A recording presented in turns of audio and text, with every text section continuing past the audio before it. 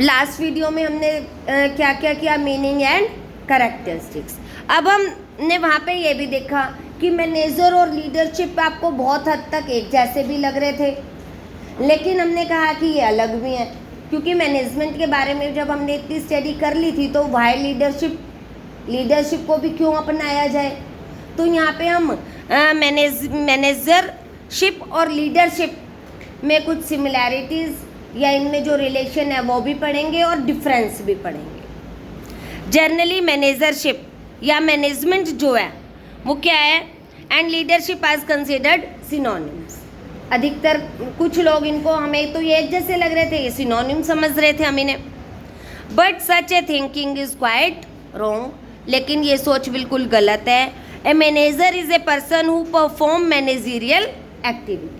Manager तो वो person है जो मैनेजरियल एक्टिविटीज़ करता है, प्लानिंग करता है और स्ट्रक्चर, ऑर्गेनाइजेशन स्ट्रक्चर बनाता है। लेकिन लीडरशिप को स्ट्रक्चर बनाने, ऑर्गेनाइजेशन स्ट्रक्चर बनाने की ज़रूरत नहीं होती। उसे एम्प्लॉयज़ को अपॉइंट करने की ज़रूरत नहीं होती स्टाफिंग प्रोसेस की तरह। उसके पीछे तो फॉलोअर्स अपने आप ही बढ़ते और घटते रहते हैं।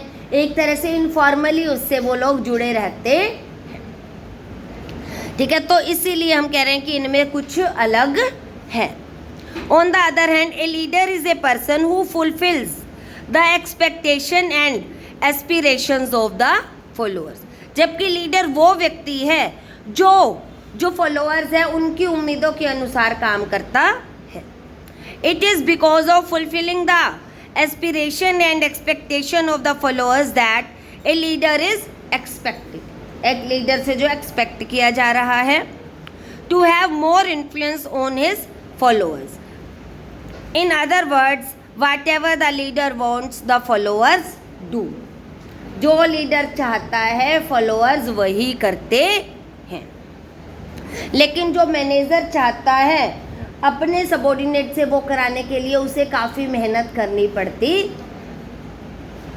It is also important for a manager in order to be successful to have subordinate under his influence. A manager can do so only when along with a manager. जब वो एक अच्छे मैनेजर होने के साथ साथ अगर वो अपने मैनेजरशिप से, मैनेजमेंट से सक्सेस प्राप्त करना चाहता है तो उसके अंदर लीडरशिप की क्वालिटीज़ भी होनी चाहिए। He can perform the role of a leader. This is possible only when he transforms his subordinate into his followers. These subordinates will be followers only when their expectations and aspirations are given importance.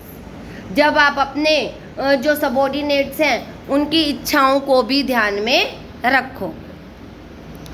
Therefore, if a manager has the ability of leadership, his subordinate will come under his influence.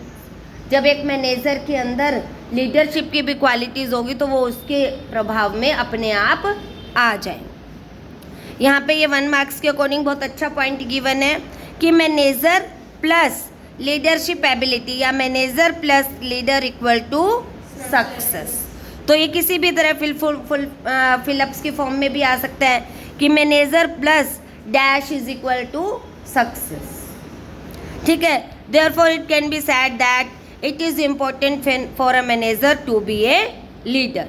तो यहाँ ये बहुत ज़रूरी है, जो एक manager है वो लीडर भी होना चाहिए, उसके अंदर लीडरशिप की क्वालिटीज़ भी होनी चाहिए।